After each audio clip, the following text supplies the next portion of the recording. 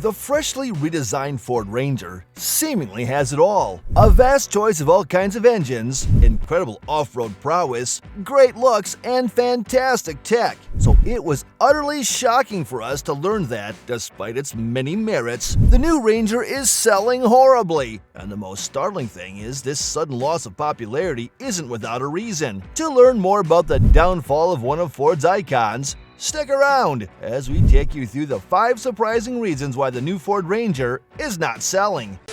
Number 5. Incredibly high prices. Let's be honest here. Mid-size pickup trucks are mostly bought by those of us that need a workhorse pickup truck, but don't have a fortune to throw at the extremely overpriced full-size pickup trucks. This is what made mid-size pickup trucks, such as a Toyota Tacoma and the last generation Ranger, so incredibly popular. Unfortunately though, Ford has, in their fashion, started pumping up the prices of the Ranger so incredibly high that the truck simply makes no sense to buy. Imagine paying almost $35,000 for a base model mid-size pickup truck that's powered by a measly 4-banger and comes with RWD as standard. Well, that's exactly what happens if you decide to go for the Ford Ranger XL. What's even worse is that the XLT, which is only one step above the Ranger XL, already costs around $38,000, which is the F-150's territory. And what do you get for the money? A V6 engine is standard? No.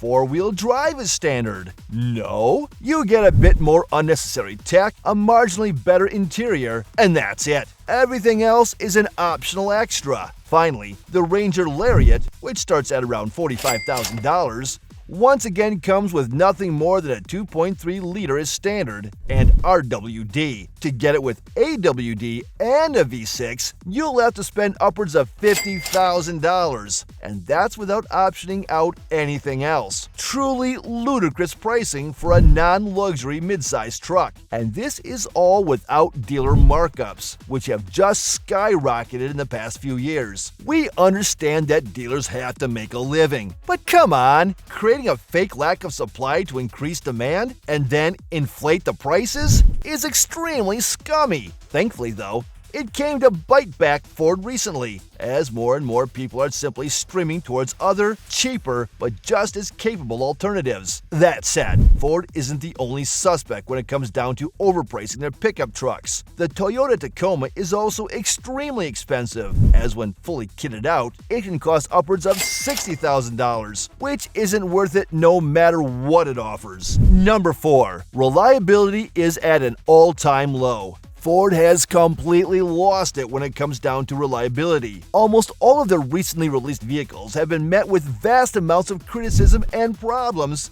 concerning their quality and reliability, and the Ranger is no exception. In fact, it might just serve as the perfect example of how off the rails Ford currently is. You see, in the past few years, the Ranger has been recalled more than a couple of times. The most well-known issue is by far the windshield recall, which resulted in almost 24,000 vehicles being pulled back to the dealers for inspection and fixes. Imagine being so cheap that you cheapen out on the adhesive on the very thing that should keep your customers protected. Now, sure, Ford paid for all the damage and all the replacement parts. However, there should be no commendation for this, as this was the bare minimum that Ford should have done. Apart from this, there's also been mentioned that the transmission, which had a tendency to slip and miss gears, is a problem that was especially present on the previous generation of the Ranger. Not just that, but there have been, and also have been in the past, problems with the power plants, as due to poor quality control, the truck itself has been a subject of many catastrophic failures. Now granted,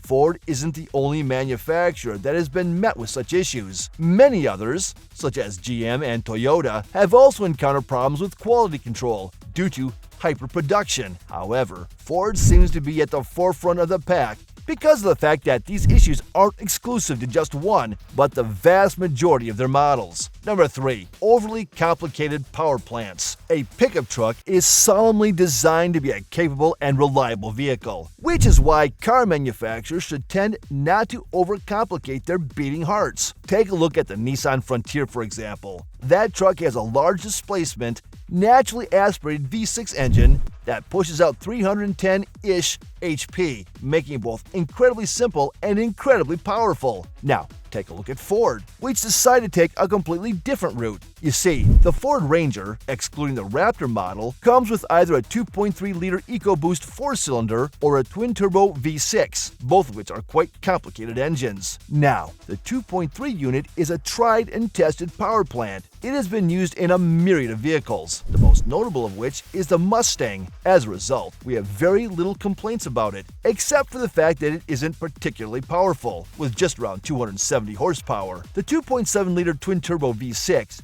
is designed to be a much more powerful unit than the 2.3. However, it is also much more complicated than its smaller sibling. With two turbochargers, there's quite a bit more stuff that can go wrong compared to the 2.3. Furthermore, when comparing it to the Nissan Frontier's V6, which is, as we've established, a traditionally simple mechanical contraption, it produces only 5 horsepower more, 315 horsepower, as opposed to Nissan's 310 horsepower. And what might surprise you is the fact that Nissan's MPG figures are not only not worse than Ford's, but they are oftentimes better than what the Blue Oval's pickup truck can push out. Finally, the towing capacity, while better than most of its peers, is only marginally superior, as you can tow up to 7,500 pounds with the Ranger, compared to the Frontier's 6,720 pounds. All in all, we'd have much preferred a simpler and slightly less capable engine than a 2.7 twin-turbo. Number 2. The suspension has an identity crisis. One of the biggest criticisms that the previous gen Ranger faced was the constant complaints concerning its ride quality and driving characteristics. So, it would only be logical that Ford would improve these segments for the new model. So,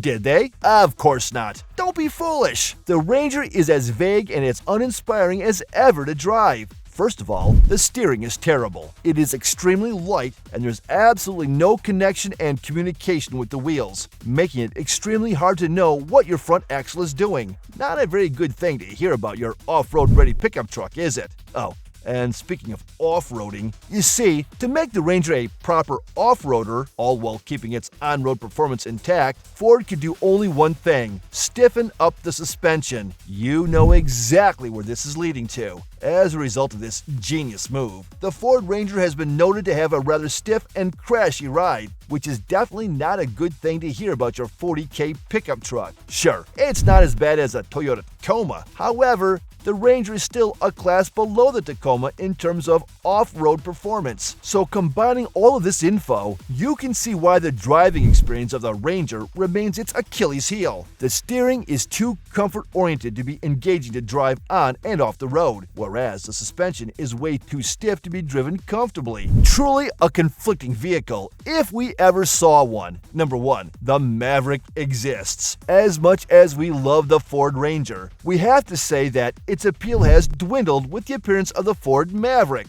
Not just it, but almost all of its peers have also taken a massive sales hit due to the Maverick's inception, simply because that little truck provides much better value for money for 90% of the people. Just think about it. The Maverick offers a similar, if not better, ride quality than the Ranger. It has the same badge appeal as its older sibling, it is far more economical, and it offers similar levels of practicality for more than a third of the price less. Sure, you won't be getting the towing capacity, the power, or the off-road capability of the Ranger. However, if you're in dire need of these qualities, the Ranger itself wouldn't be a good choice either. A Toyota Tacoma will eat it up off-road, the Jeep Gladiator will definitely outtow it, and the GMC Canyon will offer a far more refined ride. And above all else, a well-equipped Ranger is already in the F-150's price territory, and the F-150 is just superior in every way possible. So even though the Ranger might not be such a bad truck, Ford's recent corporate decisions are bringing it slowly but surely to its untimely demise, which, albeit saddening, makes sense in the current market.